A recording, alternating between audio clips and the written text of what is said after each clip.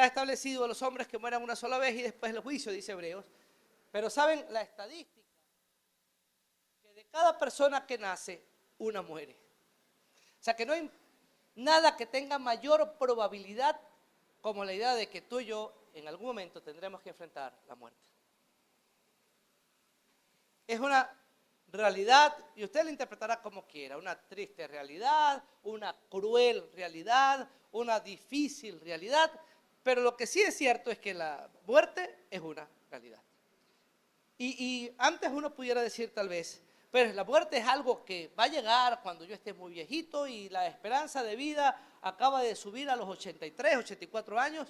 Le damos gracias a Dios porque aquí hay gente que pasa el promedio de esperanza de vida, o sea que han logrado pasar esa barrera de los 82 años. Y el Señor los está bendiciendo y los tiene aquí con alegría y uno los ve alabar al Señor cada mañana con una fuerza tremenda. Pero ¿saben? La muerte no es algo exclusivo de la vejez. Leí esta semana de un pastor joven, yo creo que no llegaba a los 30 años, que comenzó a preocuparse porque en su iglesia había algunas personas mayores que tenían familiares mayores a su alrededor y él, en su preocupación, él decía, no sé si todas estas personas tienen a Cristo en su corazón y sintió una inquietud profunda por presentarles a Cristo para que, como estaban muy cerca del final de su vida, antes de morir, todos ellos tomaron una decisión por Cristo. Y tenía una angustia tremenda, así que se asoció con algunos otros pastores y tal, y comentó su idea, y comenzaron a hacer como un frente allí para poder visitar a estas personas mayores, y antes de que partieran, poderles presentar a Jesucristo. Y lo lograron. Algunos de estas personas mayores conocieron a Cristo y cambiaron su condición antes de partir, pero antes de que cualquiera de esos hermanos, ahora mayores, partiera con el Señor, este joven pastor iba con su familia, sintió un dolor fuerte en el pecho, cayó, un infarto fulminante, murió. No llegaba a 30 años. Pasa algo curioso, porque él tenía una inquietud por las personas mayores para que no partieran sin Cristo, y él resulta que murió antes que cualquiera de esas personas mayores por las cuales él estaba preocupado. ¿Se dan cuenta? La muerte no va a distinguir qué edad tienes. Puede llegarte sin necesidad de que seas una persona mayor o seas una persona muy joven, seas una persona que goce hoy de una vitalidad tremenda o no goces de mucha vitalidad. La muerte es una realidad. La pregunta es, si para ti la muerte física es lo último y estamos esperando simplemente a que llegue para que todo termine, como decía aquel periodista, pues se disponga de las cámaras, señor director.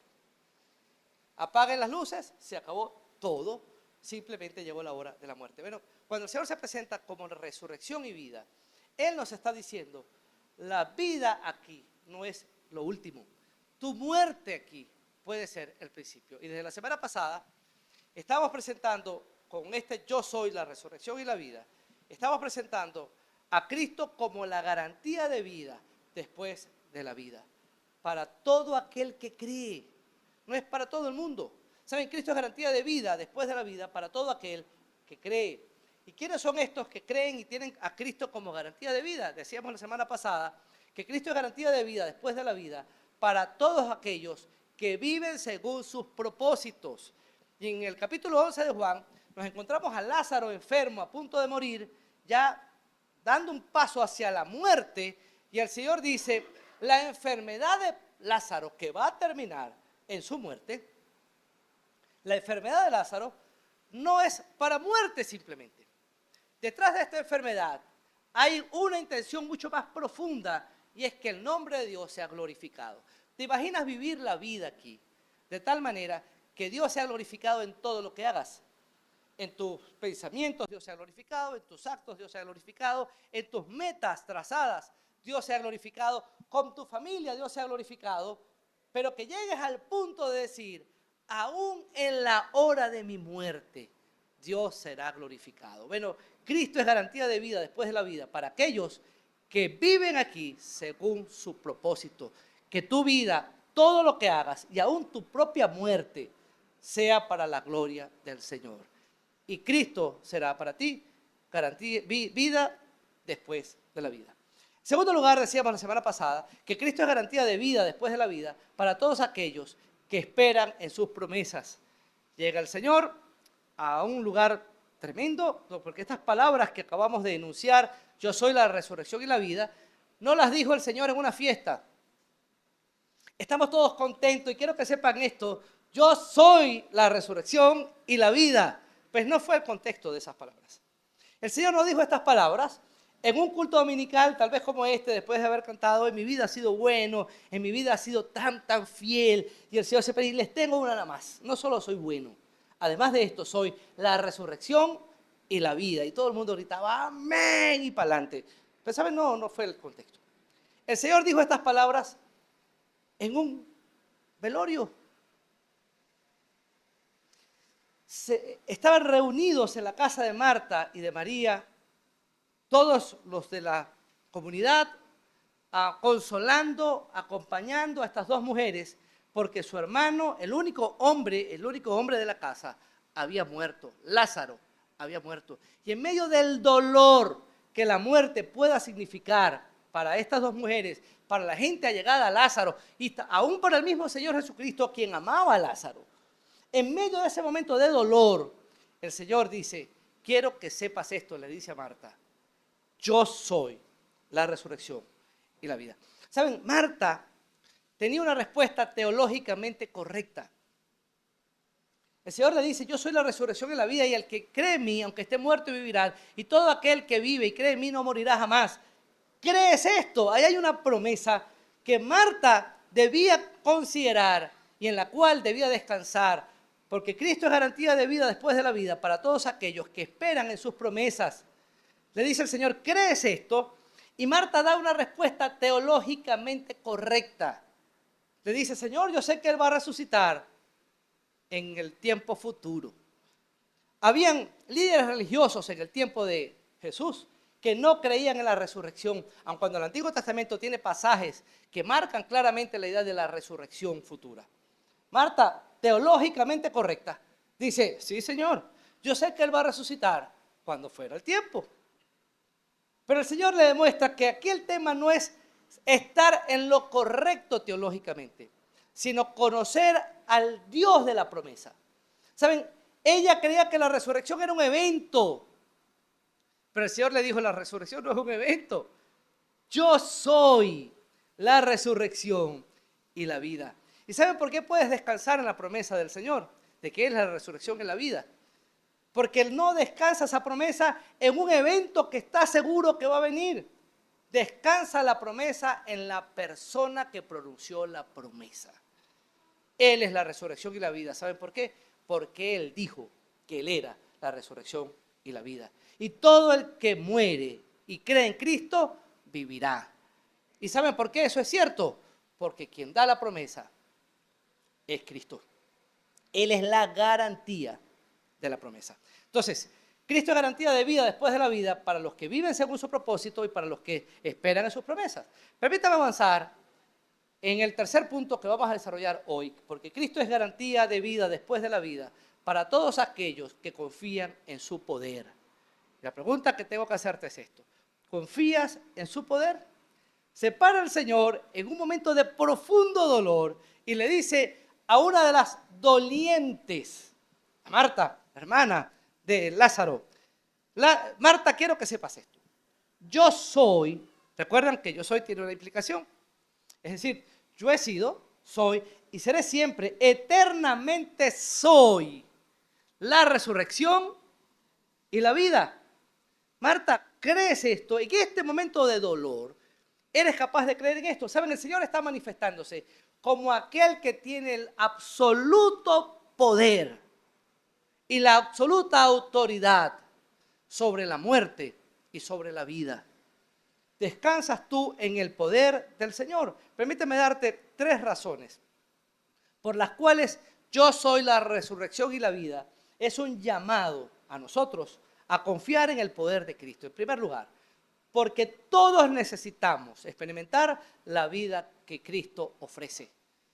Yo soy la resurrección y la vida. Es un llamado a descansar en el poder del Señor, porque todos necesitamos experimentar la vida que Cristo ofrece. Permítame recordar un poco el pasaje.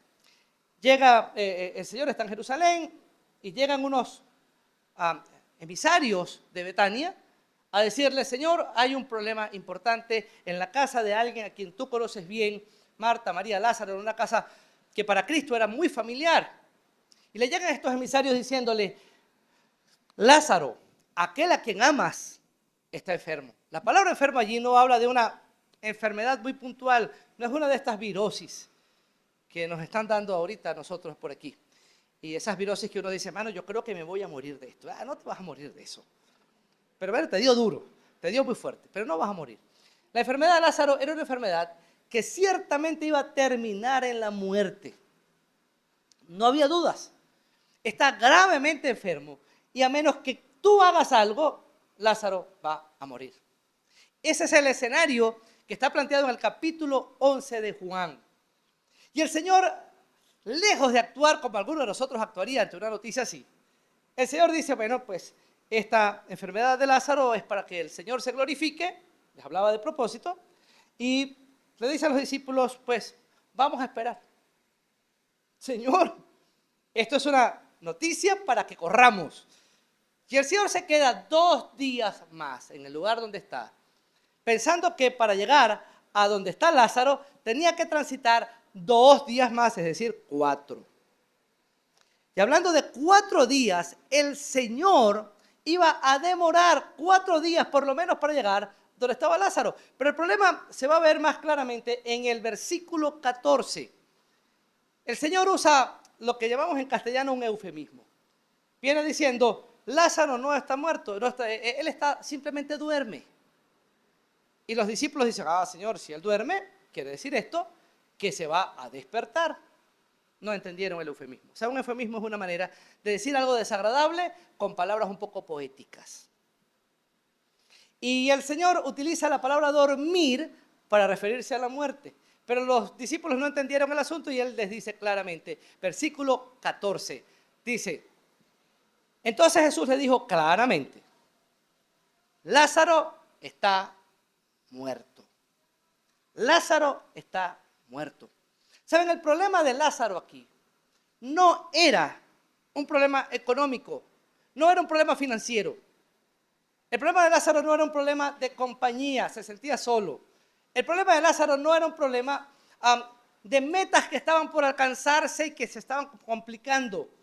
El problema de Lázaro no era ni siquiera un problema físico, no era su peso. O sea, no, se miró en el espejo y a Lázaro no le gustó cómo se vio.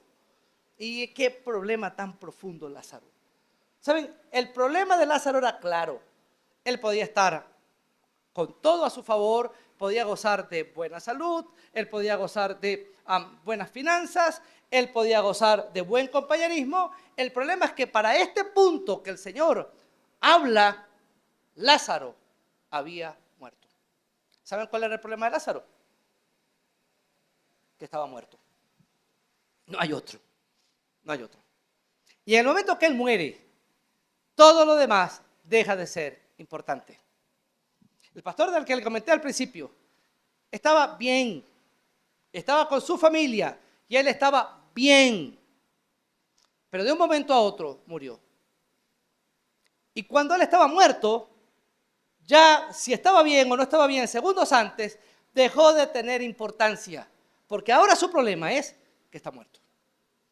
El problema de Lázaro era que estaba muerto. Y en este punto, nada de lo que él pudiera tener, nada de lo que pudiera presumir, nada de lo que pudiera exhibir tenía importancia. Él estaba muerto. Punto. Hermano, ¿cómo muerto? Él no podía concentrarse en otros problemas. ¿Saben? Lázaro representa hoy a aquellos que viven pero están muertos. El Señor se presenta a sí mismo así: yo soy la resurrección y la vida. El que cree en mí, aunque esté muerto, vivirá. Interesante. Ahora permítanme usar una estrategia que a los periodistas les encanta mucho. Vamos a pensar en este versículo en contraposición de ideas. Vamos a verlo. Es correcto de aquí para allá es también correcto de allá para acá. Contrapongamos las ideas. Yo soy la resurrección y la vida. El que no cree en mí, aunque esté vivo, morirá. ¿Lo ven? El que cree en mí, aunque esté muerto, vivirá. Y todo aquel que vive y cree en mí, no morirá eternamente. Contraposición de ideas. Y todo aquel que vive y no cree en mí, morirá eternamente. Ah, se escucha distinto la cosa, ¿no? Yo soy la resurrección y la vida. Y el que no cree en mí, morirá eternamente. Mucha gente hoy presume de estar viva. Y si le preguntas, ¿cuál es tu mayor problema? Podrá tener una lista larga de conflictos y de complicaciones. Y no se dan cuenta que su mayor problema no es otro más que estás muerto. Estás muerto. ¿Saben? ¿Cuál es tu problema? Bueno, yo dedico mi vida a conseguir dinero porque es que mi problema es financiero. Ese no es tu mayor problema. Es que mi mayor problema es familiar. Tengo situaciones que resolver en mi familia. Ese no es tu mayor problema. Tengo problemas personales. Estoy tratando de superar esta depresión, esta frustración, esta condición que no me deja. Quiero que sepas que si tú no tienes a Cristo como el Señor de tu vida, tu mayor problema no es nada de esto. Es más, permíteme ponerlo al revés.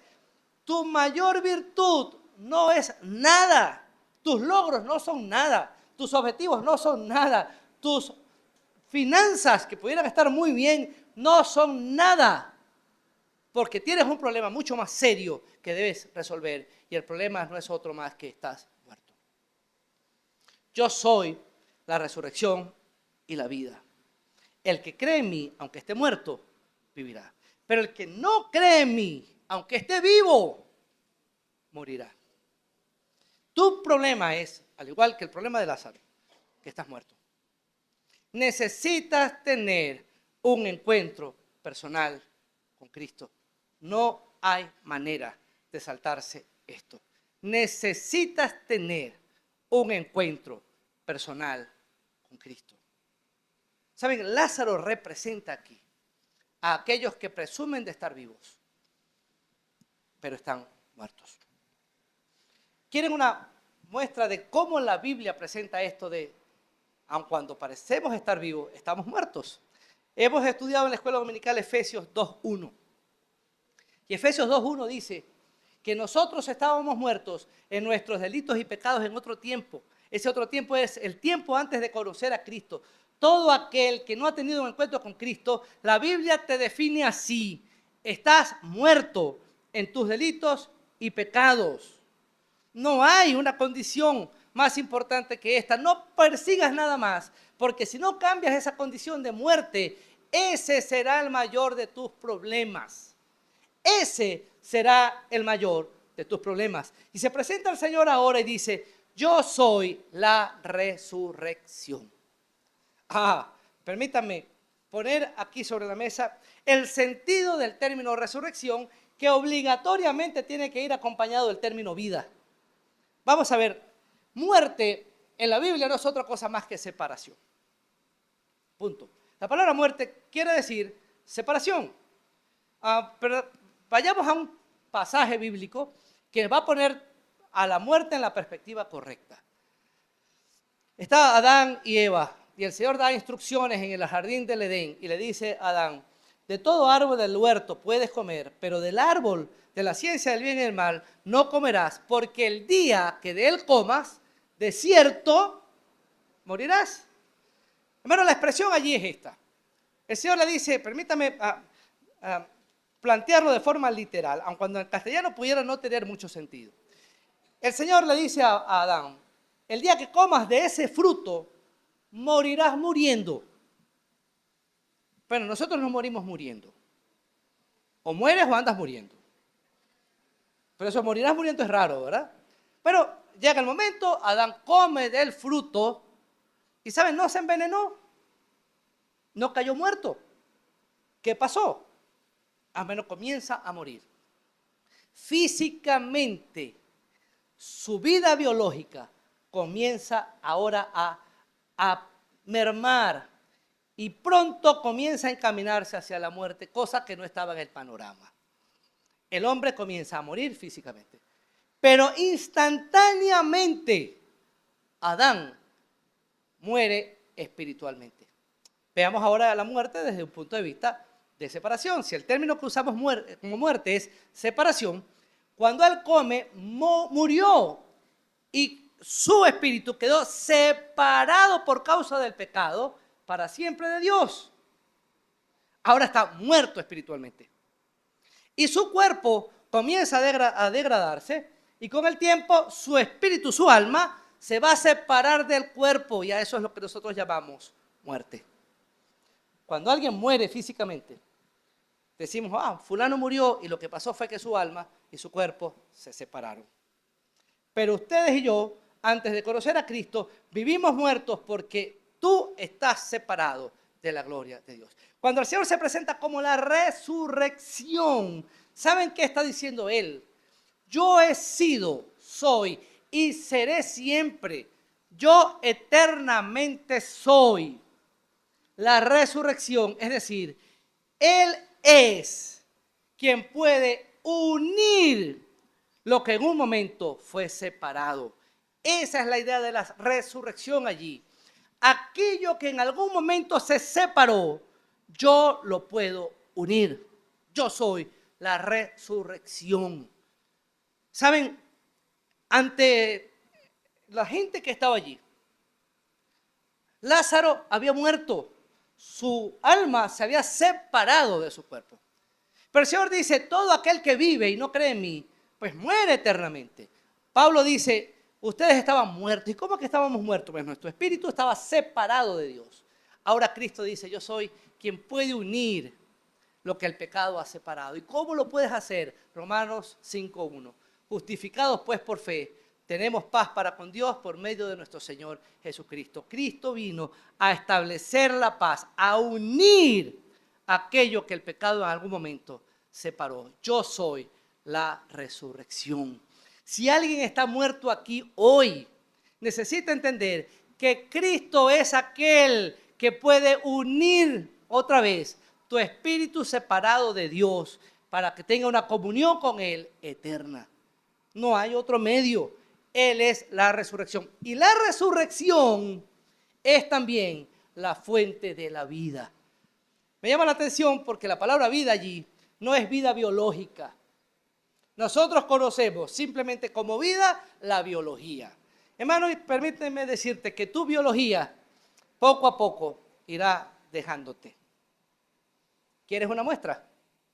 Cada vez que te miras en el espejo, ¿no te ves más viejo? Voy a hablar a los hombres, aquellos que tienen aquellos pectorales. Comenzaron los pectorales a bajar y ahora están como puestos por aquí. ¿No les pasa? ¿Saben? De alguna forma, nuestra vida biológica va cediendo, va pasando. Permítame tirarles un spoiler ahí al final de la historia. El final de esta historia es simple. Lázaro va a resucitar. Así que estaban tristes porque Lázaro había muerto. Pues le voy a contar el final. Lázaro va a resucitar. Y el Señor le devuelve a Lázaro la vida biológica. Es decir, el alma que se había separado del cuerpo de Lázaro, el Señor, que es la resurrección, la vuelve a unir. Y Lázaro vive de nuevo. Pero ¿saben? Biológicamente hablando, más adelante, en algún punto, Lázaro murió. Lázaro murió porque este cuerpo, esta vida biológica, no va a permanecer para siempre. Vamos a morir. Ahora, pero el Señor está ofreciendo una vida que vale más que esto. Quiero que sepa esto, hermano. Usted no quiere vivir eternamente con ese cuerpo. Por más que lo presuma. No quieres vivir eternamente con ese cuerpo porque ese cuerpo se cansa. ¿Te imaginas tener, voy a hablar aquí a los mayores de... La cosa ha bajado, así que voy a ser un poco más cruel. A los mayores de 30. Antes uno decía a los mayores de 40. A los mayores de 30, ¿oyeron? ¿Quieres vivir eternamente con ese cuerpo que le truenan las rodillas cuando se levanta? ¿En serio? No quieres. Woody Allen decía algo así, escribió una vez, una expresión que me quedó grabada. Él dijo una vez, todos tenemos el potencial para vivir 100 años. Solo que tenemos que suprimir de nuestra vida todas las razones por las cuales quisiéramos vivir 100 años. Y saben, este cuerpo no está diseñado para vivir eternamente. La vida biológica algún día va a terminar. Lo que te ofrece el Señor aquí no es vida biológica, es vida espiritual. Él puede mantener tu vida biológica, sí, no vas a morir ni un día antes, ni un día después, ni un segundo antes, ni un segundo después de lo que Dios ha determinado que dure tu vida biológica. Pero Él aquí te está ofreciendo eternamente la vida espiritual que en Cristo no termina jamás. El problema del ser humano hoy es que al no abrazar a Cristo está muerto, está muerto. El que oye mi palabra, Juan 5, y crea al que me envió, tiene vida eterna. Así que hermanos, la primera razón por la cual nosotros debemos descansar en el poder de Cristo, marcado bajo la idea de yo soy la resurrección y la vida, es porque todos necesitamos la vida que Cristo ofrece. Si tú no tienes a Cristo como el Señor de tu vida, estás muerto. Y ese es el mayor de tus problemas. No hay otro. No busques resolver otro problema hasta que no hayas resuelto antes tu condición de muerto. Estás muerto. ¿Sabes? Podría pararse alguien y decir, pero ¿sabes? Lázaro fue un gran hombre, pero está muerto. Y alguien se podrá parar y decir, ¿sabes? Lázaro fue un hombre de fe, un hombre muy religioso, iba a la iglesia, pero está muerto. Y de la misma forma tú y yo pudiéramos pararnos hoy y decir, yo tengo rayas aquí, yo nací en un hogar cristiano, eso de algo debe servir. No, hijo, muerto es muerto. ¿Sabes? Yo voy a la iglesia todos los domingos, eso de algo debe servir. Muerto es muerto. ¿Saben? En la Biblia hay 3 relatos en los evangelios. Los estamos estudiando y lo vamos a estudiar ampliamente en los miércoles. Pero hay 3 relatos de resurrección. Y permítame poner sobre la mesa los 3. El Señor resucita a la hija de Jairo. El Señor resucita al hijo de una viuda en Naín. Y el Señor resucita a Lázaro. Les voy a poner aquí sobre la mesa estos 3 casos. Cuando el Señor llega a la casa de Jairo, la hija recién había muerto. Y cuando el Señor pronunció aquellas palabras célebres de hija, a ti te digo, levántate, el cuerpo de esa niña seguía caliente, estaba recién muerta. Al hijo de la viuda de Naín lo iban a enterrar, posiblemente tenía un día de muerto.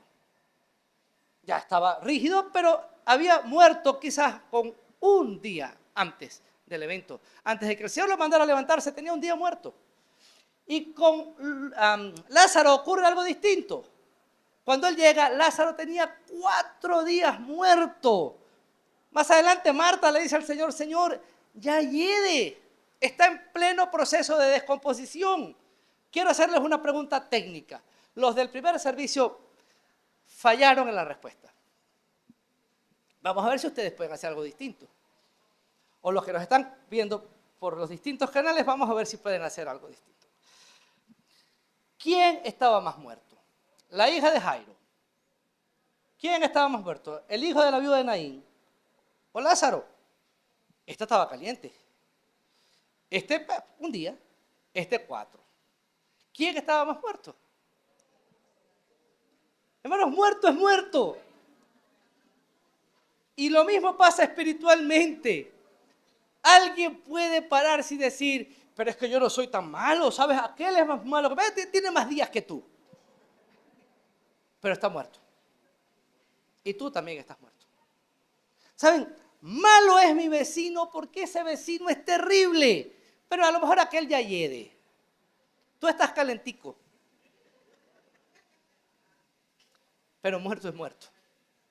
¿Saben cuál es el problema más importante que tiene el ser humano? Que está muerto. Si no tiene a Cristo, está muerto. Y el Señor cuando se presenta, yo soy la resurrección y la vida, no está hablándonos de tus buenas intenciones, de tu moralidad. No está hablándonos de lo que consideras que has hecho bien en la vida. No está hablando de una ecuación matemática que se suma algebraicamente lo bueno y se le resta lo malo y si queda positivo. Entonces no está hablando de eso. El Señor simplemente dice, el que cree en mí, ¿lo ven? Todo aquel que deposita su confianza en Cristo ha cambiado su condición, porque Cristo es el puente que sencillamente puede hacer que el ser humano muerto pase de muerte a vida. Yo soy la resurrección y la vida. Si no tienes a Cristo, no tienes la vida. Si tienes a Cristo, tienes la vida. Hermano, comprendemos eso. Yo no sé si esta mañana alguien aquí no tiene a Cristo. Y quiero decirte antes de que salgas por esa puerta, sin importar las excusas que pudieras tener en tu cabeza, que posiblemente tienes rato ya formulándote allí, tu mayor problema es que estás muerto. Ese es tu mayor problema. Entonces, la primera razón por la cual el hecho de que el Señor se presente como la resurrección y la vida es un llamado a que nosotros confiemos en su poder, es porque todos necesitamos la vida que Cristo ofrece.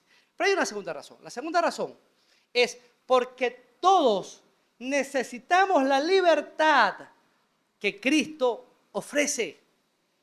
Si seguimos en el relato bíblico, el Señor, después que le dice estas palabras a Marta, Él le pregunta por María y va hasta la casa y está con María. Al ver a María sufrir y llorar por la pérdida de su hermano, el Señor se conmueve profundamente y hace una pregunta: ¿dónde le han puesto? Y lo llevan hasta el lugar donde pusieron a Lázaro. Lázaro ya había sido sepultado 4 días. Permítame recordar esto. ¿Saben? En la cultura judía estaba la idea, la tradición de pensar que el alma de una persona quedaba dando vueltas alrededor del cuerpo por 3 días.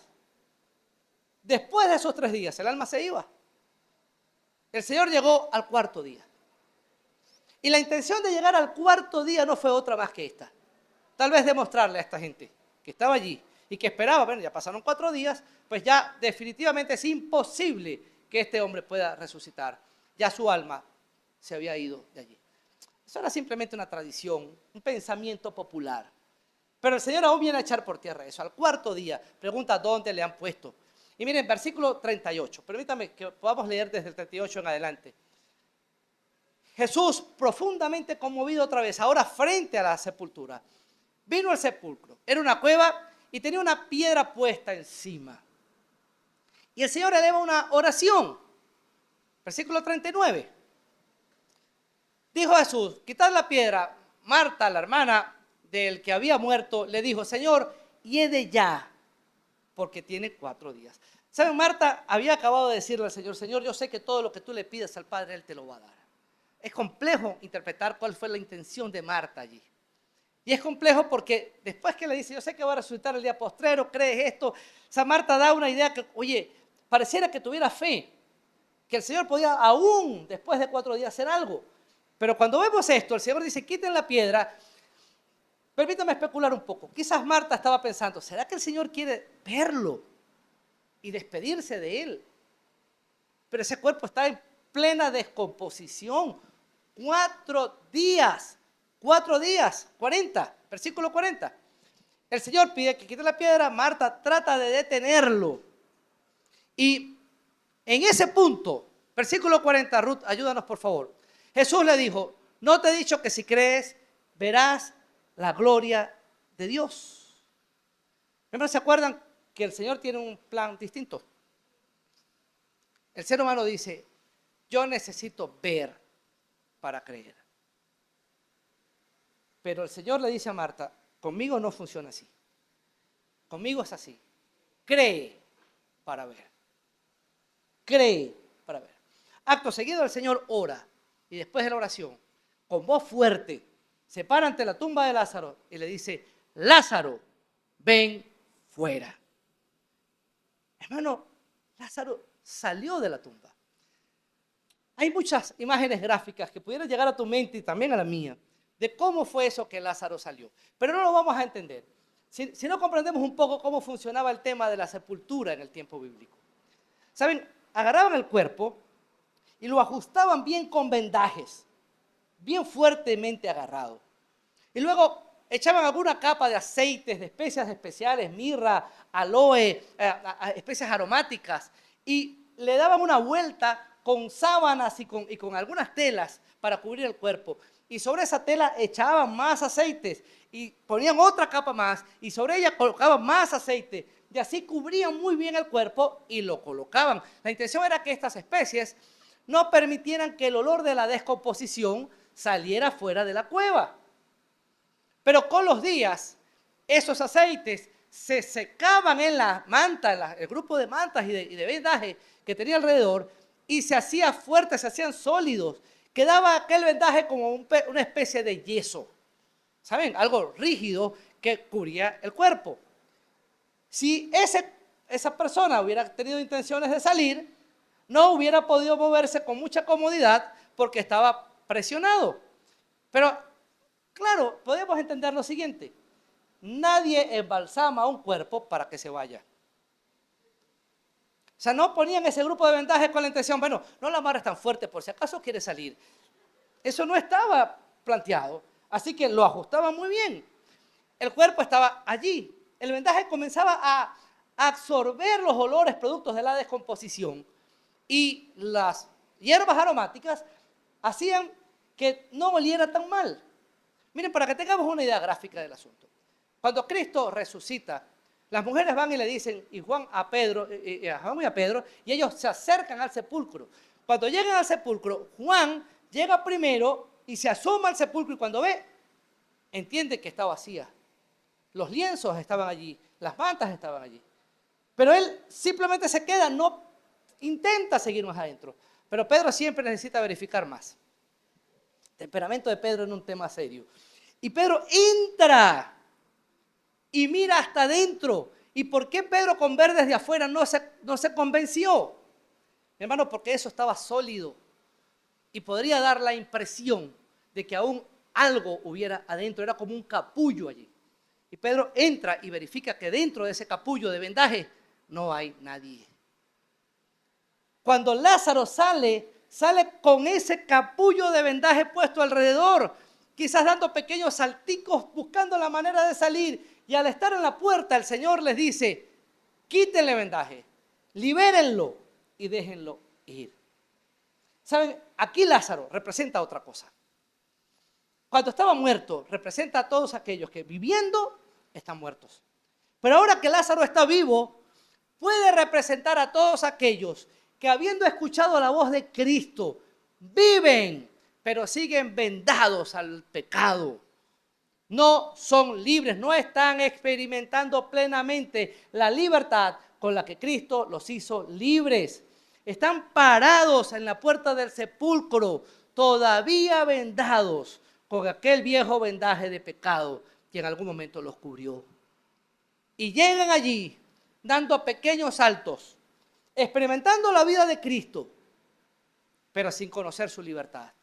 Juan 8, 31 y 32.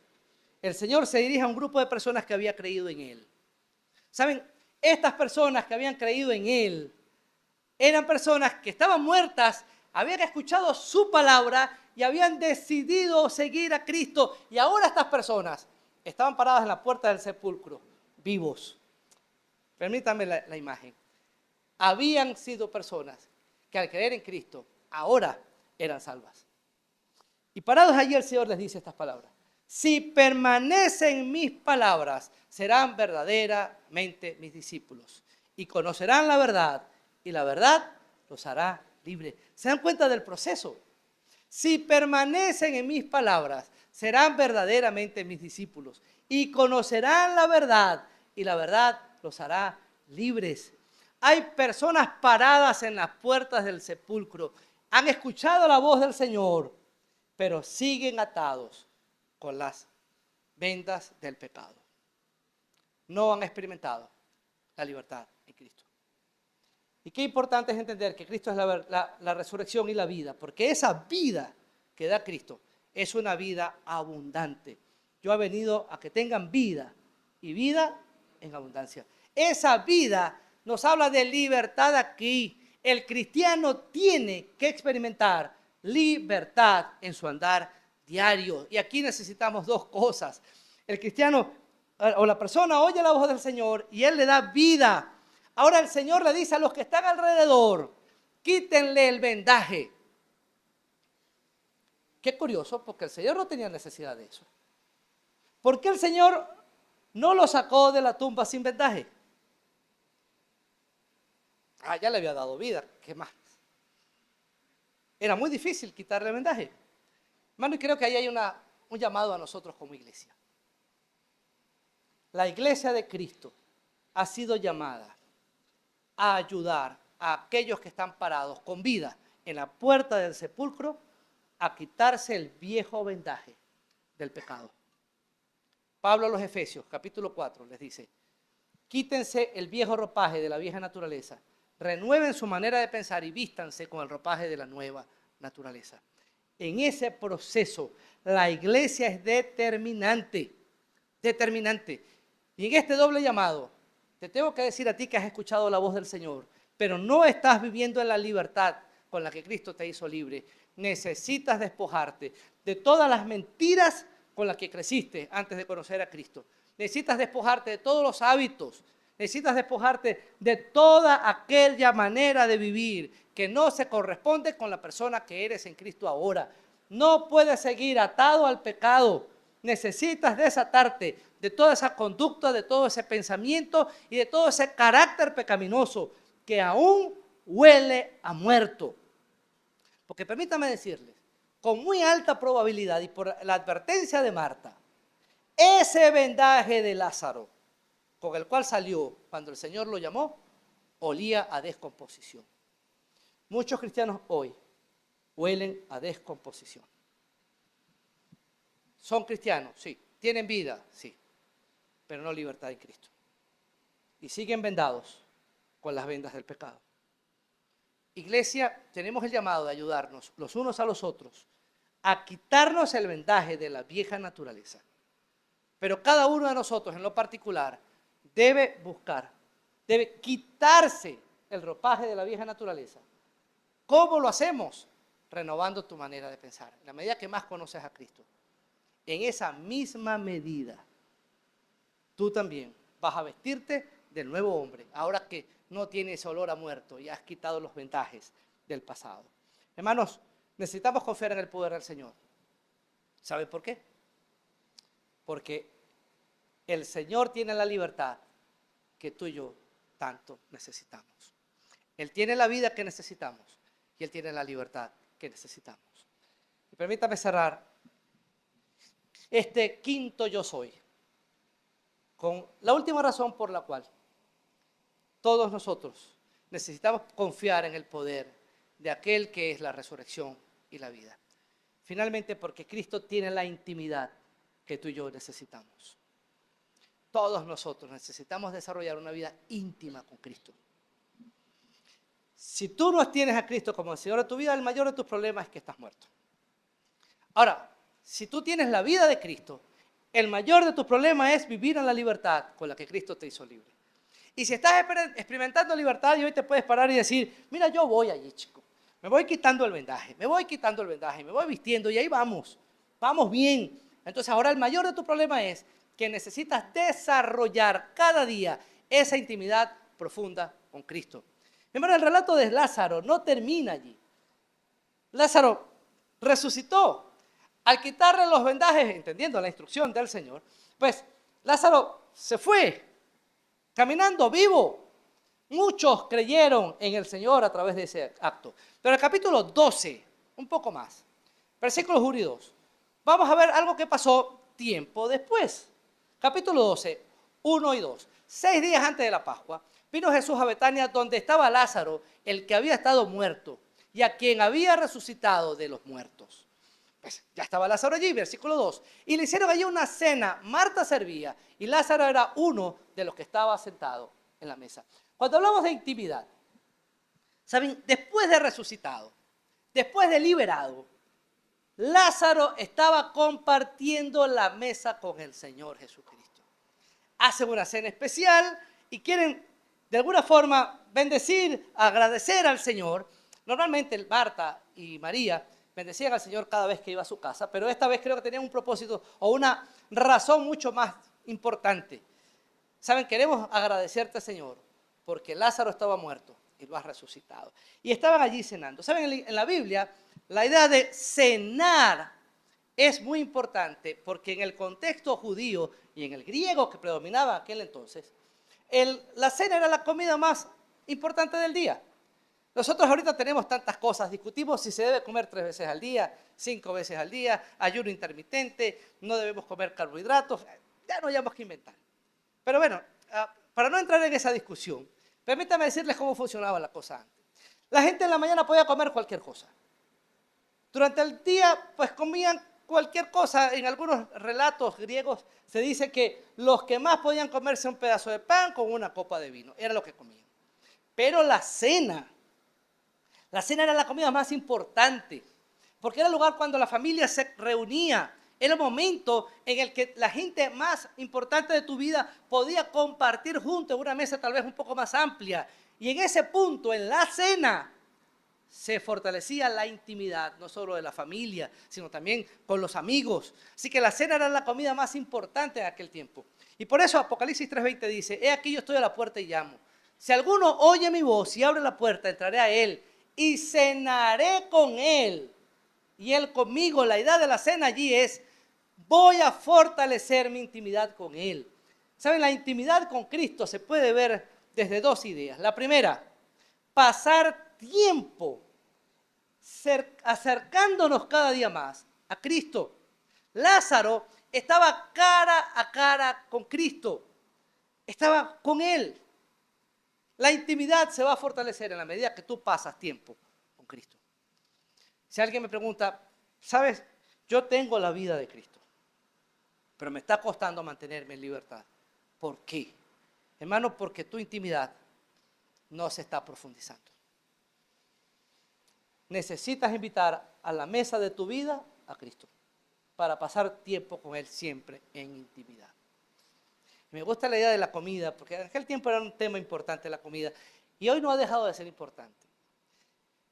Salvo algunas excepciones adolescentes, muy vagas, al ser humano le gusta comer. A mí me gusta comer. Yo siempre digo, yo me reviento haciendo ejercicio duro, porque me gusta comer. Me encanta comer, hermano. Y no siempre me gusta comer lo que debo. Trato de comer lo que debo, pero no siempre me gusta comer lo que debo. Entonces, ¿saben? Comer es algo especial. Y de alguna forma, la idea de crecer en intimidad con Cristo, relacionándolo con la comida es, hermano, hazlo parte de lo que es cotidiano para ti. Busca el rostro de Cristo de forma cotidiana. Fortalécete en el conocimiento de Él de forma cotidiana. Que Él sea el invitado especial cada día en tu vida. Y que en tu vida Cristo siempre esté presente. Necesitas entender que debes confiar en el poder de Cristo porque Él es el único que tiene la intimidad que tú requieres. Pero sigamos leyendo el versículo, capítulo 12. Y si avanzamos un poquito más hasta el versículo 11, nos vamos a conseguir con algo más interesante. ¿Saben? Está la comunidad un poco revuelta. Versículo 10, Ruth. La comunidad está revuelta porque el caso de Lázaro se había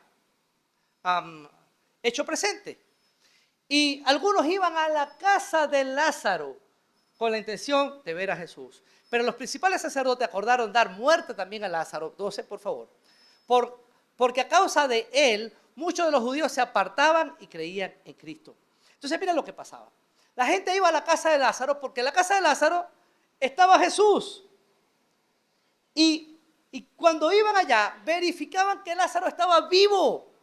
Y por causa de Lázaro, muchos creían en Cristo. ¿Saben? La intimidad también se mide, no solo por el tiempo íntimo que tú pasas con el Señor, sino también por el testimonio que tú estás dando de Cristo. Sales a la calle y ¿qué ve la gente de ti? Quiero hacerte esta pregunta. ¿Cómo está tu intimidad en estos términos? Porque, ¿sabes? Tú pudieras decirme cómo está la cosa íntimamente entre tú y el Señor. ¿Estás cenando cada día con Cristo? Eso es íntimo. Ahora vamos a lo que sí se puede ver.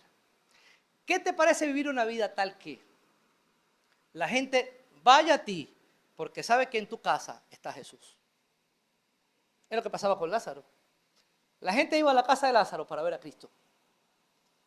Que la gente hable contigo, porque hablando contigo, ellos van a escuchar la voz de Cristo.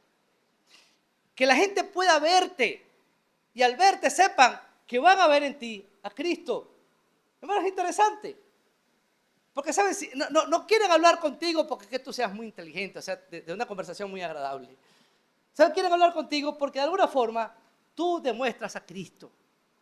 Que la gente quiera verte, no porque seas muy bonito, ¿saben? Yo los veo aquí a todos. No, todos son hermosos, hermano. A su manera y a su ritmo. Pero todos se ven muy bien desde aquí. Pero, ¿saben? La gente no se quiere acercar a ti porque seas muy hermoso, sino porque al verte a ti están viendo a Cristo. ¿Saben? La gente iba a la casa de Lázaro, porque en la casa de Lázaro estaba Jesús. Y esa intimidad que tú necesitas es la intimidad que muestra a Cristo en todo. ¿Es así tu vida? Esa es la intimidad que estás manifestando. ¿Cómo logras hacer que la gente al verte a ti vea a Cristo?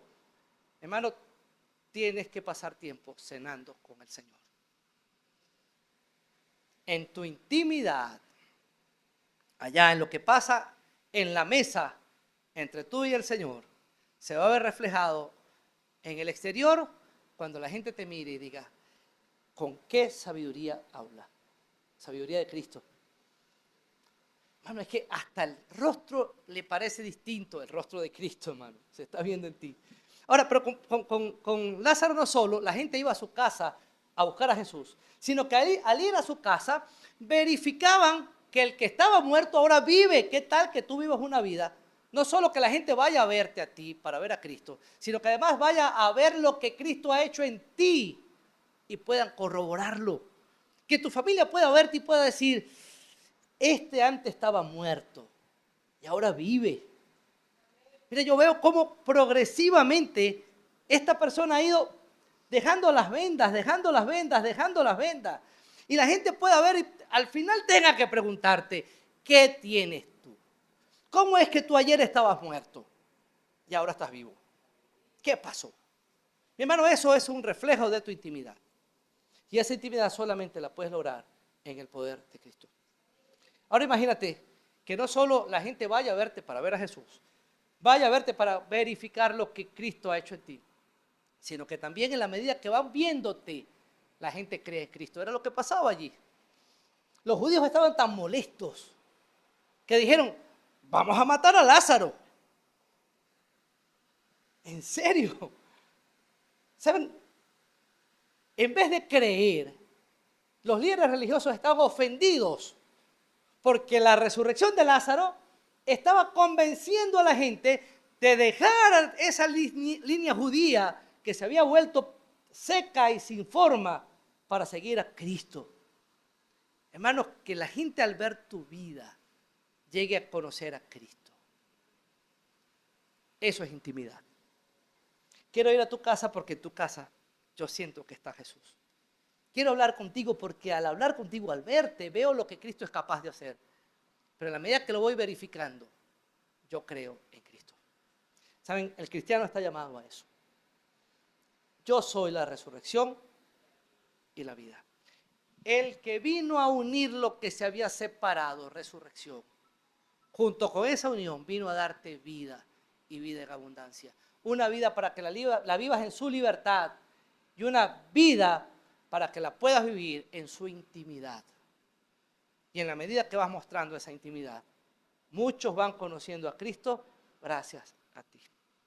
¿Qué tal si estamos de pie? Vamos a orar. Amados hermanos, no sé cuál es tu condición hoy. Saben, oro para que el Espíritu Santo pueda hablar a tu vida de una forma especial. Quiero que pienses un poco en Lázaro, porque hoy Lázaro representa tres tipos de personas. Uno, a los que están vivos, pero están muertos.